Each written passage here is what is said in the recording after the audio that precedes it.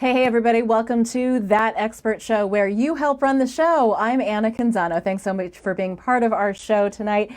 We are talking about the future of work. So basically, maybe you've heard the term the Great Resignation, and it has to do with all of the people in the last couple of years during the COVID pandemic that are rethinking their work-life balance. In fact, upwards of 60% of middle-income workers say they would really be interested in changing their job. So if that's the case, how do they go about it, depending on where they're at in their career? What's the next step for them? We are privileged to have with us tonight the Vice Provost of the University of Washington Continuum College, which provides education, job-specific education, in fact, for people from all walks of life. So joining us live right now is Dr. Rovy Branon with the University of Washington Continuum College.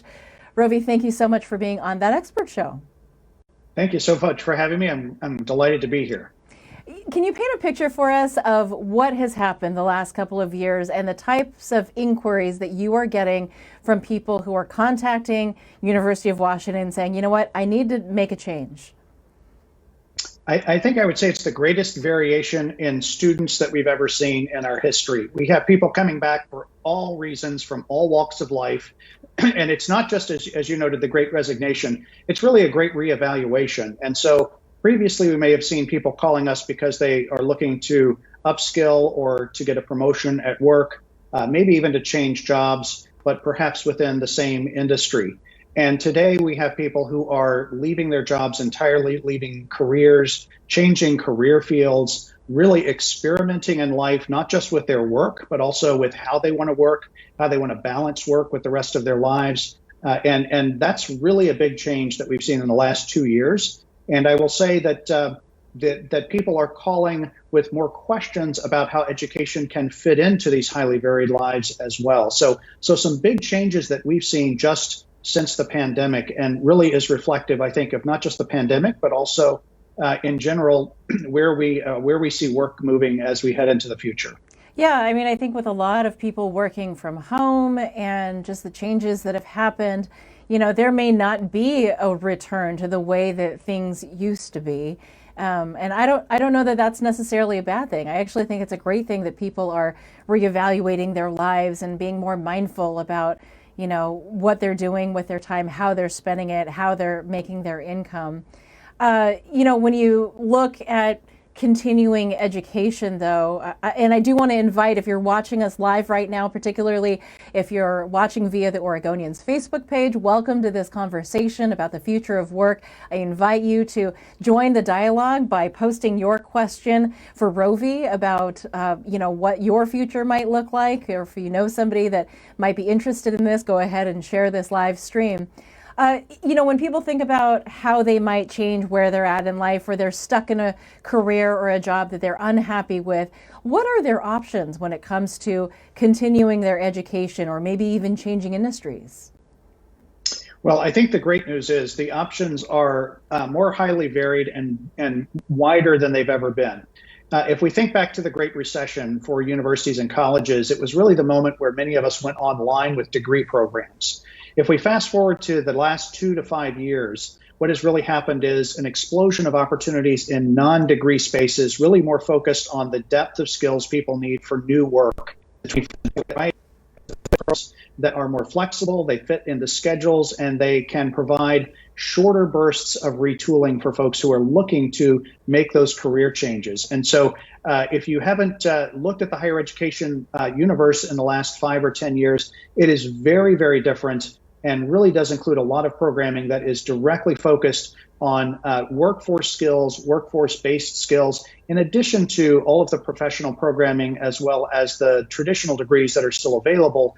But there are so many more options today. It's not just university providers, but there are private companies, and even employers are really understanding that they have to reskill and upskill their employees. And so it really is a great time if you're thinking about changing careers or changing the way that you're working. If education is a part of that journey, you have more options today than you've ever had.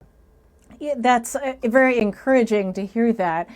You know, we posted, as we always do, about this topic leading into the show, and we've heard from somebody in the medical field, which I thought was fascinating, This person wants to know, how do you restart your career when you are just 5 years from retirement? This person says they're a nurse in one of the busiest hospitals in Portland, and this has been, understandably, one of the most grueling, anxiety-ridden years ever. And she is seeing that the passion that she had for this profession is slipping away. So what would you advise this nurse? The first thing I would say is thank you.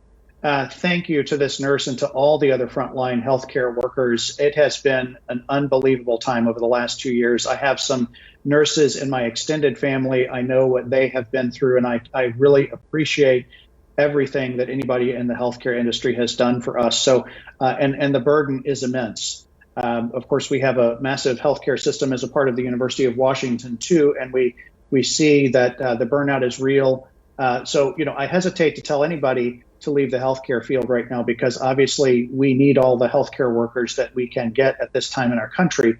On the other hand, we are all at a moment during this great resignation and great reevaluation of making sure that we can take care of ourselves. And that includes you, if you're in that position today. The first thing I'd say is be very real about where you are.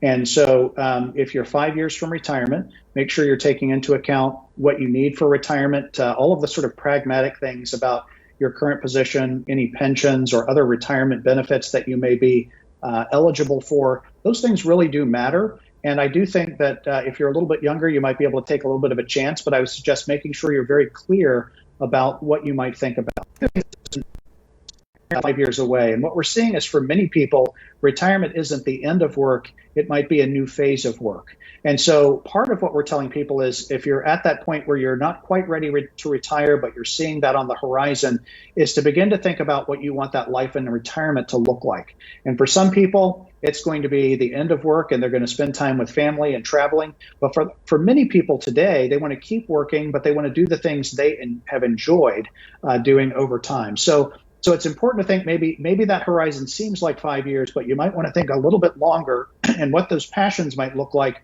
that you'd want to engage in even post-retirement or post the retirement of your typical career. So let me start there. But the one thing I will say is the passion is slipping away. So we always tell students is to figure out where that passion came from. And if you can't reignite it there, how can you transfer that same passion? And for nurses, we hear either the interaction with the patients, or what I hear when I talk to nurses is it's the complex problem solving that helps patients get better that really is the passion that drives them to go do their work. And so if you look at that passion area, sometimes that points you to very different kinds of work, but might draw on that same passion of helping others in the same way. So look at those passion points that you have, try to transition those into something new, and call your adult and continuing education offices, where you might be able to talk to an enrollment counselor who might talk to you more broadly about the options that you have beyond nursing, but in other fields where those skills might be very transferable. A tough situation, but again, thank you to all of our healthcare workers. It has been a tremendously difficult time for you all, and I really appreciate what you've done for us. Yeah, me too. I mean, as a society, we have leaned so heavily on these healthcare workers to be so resilient in the face of this pandemic. It's been very hard on them, and they've been so shorthanded. You mentioned other fields. You probably have a great sense of what the hottest career fields are right now in terms of, they need people to come into particular industries. What do you recommend to people? Well, technology is always a hot area, especially in the Pacific Northwest, but even across the country today, technology is really a huge field. Not everybody is suited to code. It's not just coding jobs that are big in technology. It's a lot of the adjacent skills as well that are in high demand. So if you might think about project management, that's a really big high demand area for us. We see a lot of students coming back to get project management skills because that lets you move into not just the tech industry, but other industries as a skill set that is in high demand. If in the software arena, we've seen a 20% increase in software product management requests over the last 2 years. So software product management, which doesn't necessarily mean you have to be a coder, but we have programs in this area. Many universities have programs in this area. So the tech area and tech adjacent fields continue to be hot. But I'd also look at areas like human resources, marketing, and those kinds of areas, because we're seeing very high demand in those creative spaces as well. So the technology areas, the creative spaces, those are really big areas right now to move into, and they have a lot of opportunity for people who have the right skills and knowledge. The project management field has always been curious to me because as a reporter, I've interviewed a lot of people over a couple of decades as a journalist, and no one I've ever interviewed has said, oh yeah, like that's what I want to do when I grow up, is I want to be a project manager, because I think most people have very little understanding of what that job entails. What are the skills that make somebody a good project manager? Well, good project managers tend to be quite detail-oriented, so they can follow the details of a project through. They also tend to have to be very good communicators. You need to know how to use certain technology tools to track projects, especially very sophisticated projects. And as companies are becoming more project-based and less operations-based, we see the need for this kind of skill set really growing. So you're right. Not many people, there are some people that call themselves project managers, but project management is one of those skills that helps you fit in to many companies and a number of different kinds of jobs right now, because it is just the way companies are starting to work, is more a project-based and less in an ongoing operational-based way of operating. That's really interesting. What should somebody look for as they're evaluating, some kind of program that would help them increase their skill set, get a promotion, or, launch their own small business? Well, as I said earlier, the great news is there's a variety of programs that are available in all of those areas, and many more are out there. And some are online, some are available. We hope we'll be coming all back face-to-face soon. We see that returning now, so we hope that will be available. Some are, we're going to see an increased number of hybrid programs to work flexibly with you. So if we were talking to one of our enrollment services counselors, and we actually, this is a new kind of group of a team that we have, because we have so many options today. So at the University of Washington's Continuum College, for example, we have 21 programs with the word data in the title. And so even making the right choice to say which of those data programs is the one I need based on where I am in my career. I need an entry-level program, or I need an executive program, or I need a program that's going to help me within my current career. And so most continuing ed offices at universities now have people who can sit down with you and answer these calls, answer these questions over a call or over a Zoom call, as many of us are working today, to really talk through what are your passions, what are your current circumstances? Do you have the time to go back to school? Sometimes we counsel people to not go back to school right now because their lives are just too busy, and we want to make sure they're able to be successful when they do go back. So it's important to look at all those factors in your life and then look for where you have had a passion and try to follow that passion into what's next. That's great advice, too. So, but there's a lot of programs out there. And again, as a journalist, I've covered stories with programs that were less than reputable. They might have looked good, they might have had a glossy brochure or website, but in the end, their credibility was in question, and even the license or certification that somebody got from that program turned out to not be viewed in the professional world with as much weight as something that obviously carries the name of, like, University of Washington. So when you are advising people, how can somebody evaluate, the credibility of programs as they're considering where to go? It's a really great question, and it is an area where we see a lot of other providers now coming in to help people with ongoing education, private companies offering sometimes very targeted kinds of programs. These can actually be very effective and very good programs, but we always encourage students to think about what they want to get out of that program. So if you think about what that might look like on your resume in 5 to 7 years, then it may matter that it came from a reputable institution with a name that's going to be there for a very, very, very, very long time. But if you're going to, regardless of whether you're calling a university or talking to a private provider, you want to ask them questions about the evaluation of their programs? How do they understand success of their students? Are their students, if getting a job is important, how do they measure job metrics for students? Do they have career services after the program is over? And what do those services look like? So it always helps to ask a lot of questions if you're thinking about going back to school, whether you're going to a university or to a private provider. But think very carefully if it's a brand new service. May be fantastic. It may be the right thing for you, but make sure you ask a lot of questions and think about how that looks to an employer and on your resume.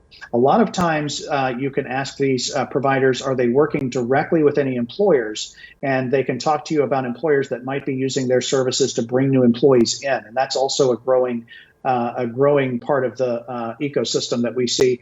These training organizations, whether universities or private companies, beginning to work directly with private businesses and have arrangements to help them fill open positions. So those are all great questions that somebody could ask to ensure. Always check if it's a private provider, the Better Business Bureau, the typical things you would look at before buying any product from a private provider. You would want to do that with education as well. That makes sense. I do want to ask you about the price, like the cost of continuing your education. But I see a couple of comments coming in here on Facebook from folks who are talking about how basically a skill set is better than a college degree. Or Victor here on Facebook was talking about how, back when I was in high school, the wood shop or the metalworking shop or even delving into electrical engineering and these kind of applied trades. He was lamenting that these kind of programs really aren't emphasized at the high school level anymore. And so there's concern for him, and I think from a lot of folks, that we're pushing kids to go to college, but who's going to be left to come over and fix your plumbing, or who's going to build the homes, or who's going to go into the manufacturing field in our country? What's your thought on that?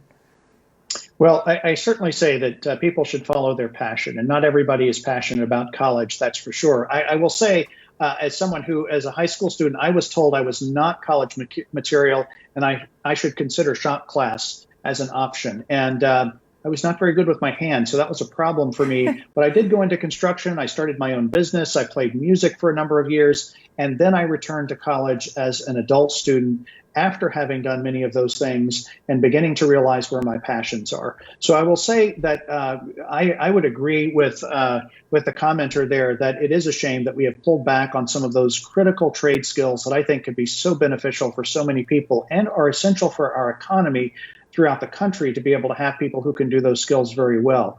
What I will say, though, is that shop class is likely not going to be enough for you even in the trades anymore. And it may not be a college education in the same sense as a traditional bachelor's degree, but even the trades are becoming far more sophisticated than they used to be. And you see people needing to go back and retool, whether they're in welding, whether they are in carpentry, whether they are in general construction.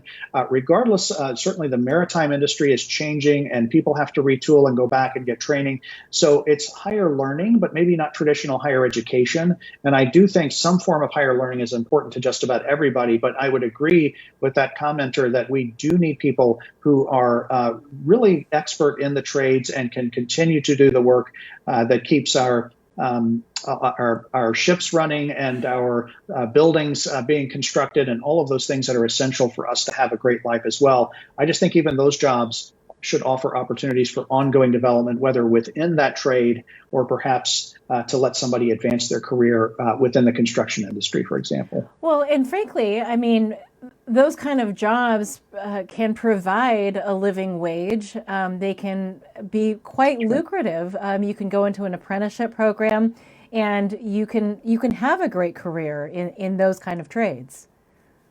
Absolutely. And I think that's especially true today. Where we are seeing during the Great Resignation, many of these jobs are going unfilled. We are seeing wages that are rising in many of these trades. But even before the pandemic, we were seeing a shortage of people who are highly skilled in the trades. And I think there's a misnomer to think that if you're in the trades, it's just shop class and that's all you need. But many of the people in the trades have gone through long apprenticeships. They have really worked for a very long time to hone their skills and knowledge. And so we absolutely need all of the above. But it's it is a shame that we haven't focused as much on the trades more broadly in society.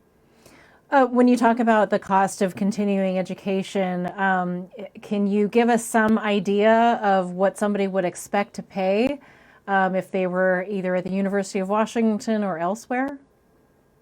It's highly variable, and it depends on the kinds of programs that you're going to engage in. So we would call continuing education, we would include professional master's degrees and even earning a bachelor's degree, potentially part of professional education, especially for adult learners. And those really are priced at the typical degree kinds of prices that you might expect. But in the non-degree space, the options are really, really wide, and you can find free options to explore massive open online courses, or some people may have heard the term MOOC that are out there. Those are free or very low cost. Those would be ways to maybe look at an entry point to a field, get you some baseline skills. But then you start talking about maybe a non-degree certificate program, and those might run from $2,000 to $4,000 or $5,000 in most cases at the University of Washington. They take about 9 months. So they're much shorter than a degree, much less expensive than a degree program. But really, you see that variation now in the non-degree spaces that are from really literally free. And that's good for exploration, all the way up to perhaps an intensive boot camp that might be 12 weeks to 4 months, and those may be $15,000, $16,000, $17,000, still less than the cost of a college education in many cases, but really focused on a specific skill that it leads to a particular job outcome in those cases. And is it reasonable to think that you could, invest that, but that the return on investment, so to speak, would be pretty impressive because of the type of job that you would get as a result of that, and then the higher income bracket that you might put yourself into because of it?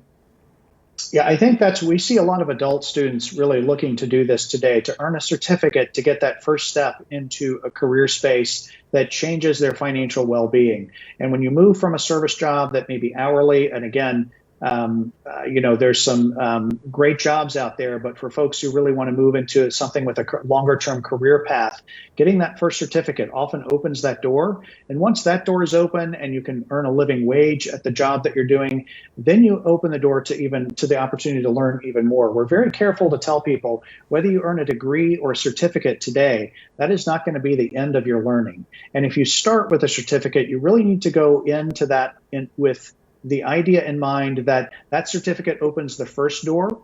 Get through that first door, start working, but then begin looking at your next learning opportunity as well as your next job opportunity, because this is an economy that's going to require you to continue to learn.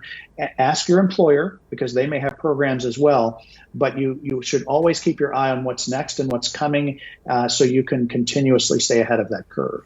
Love it. This has been great information. Is there some thought that you want to leave with our viewers tonight? First of all, it's a great time to be thinking about what might be next in society, not just because of the pandemic and all of the stress and turmoil that I think we've all been through, but because higher education and the higher learning area has grown to offer far more different kinds of programming today that are going to work for so many more people's lifestyles. And so whether it's an online course, an online program, a certificate, or a certificate that leads to a degree program for you eventually, higher education has really changed over the last 5 to 7 years. And if you are thinking about the Great Reevaluation, pick up the phone, call your local continuing education office, speak to folks there, find out what's available. It might really surprise you the kinds of options that you have on the table today compared to what you might have seen 5, 10, or 15 years ago from higher education. That's very inspiring, because I feel very lucky to have gone into the field that I love and still have a deep passion for it. But it always is sad to me when I meet people who feel like they are stuck in their careers and this is just how they're going to write out their lives, and they're in a job that they don't really see going anywhere, and it doesn't fuel their passions. So the information that you're sharing is very inspiring, and I hope it provides that spark to someone out there who is watching. Well, great. It's time to get unstuck and think new thoughts for all of us at this time, I think. Well, Rovy, thanks so much for being on That Expert Show and sharing your insight with us. Thank you very much, Anna. It's great to be here. That was great stuff. We will be compiling a lot of what he was sharing with us into a tip sheet that we post on thatexpertshow.com, and we'll provide links to different resources that he was talking about there. We do put our show back out as a podcast as well if you prefer to take in your content, on Apple Podcasts or Google Podcasts, wherever it is that you listen to a podcast, search for That Expert Show. We kick our show out as a YouTube channel as well, so you can check out our previous episodes there. And I love hearing from you. I love your ideas on topics or guests that we should talk about or go to interview. So connect with me on Facebook, Twitter, or Instagram. It really is a two-way conversation. I love doing this show because I love hearing from you and getting your feedback on where it should go. We are on Monday nights at 7 o'clock live via the Oregonian Facebook page as well as elsewhere. So I really appreciate you being part of That Expert Show and hope you join us next time. It is called That Expert Show, and it's where you help run the show.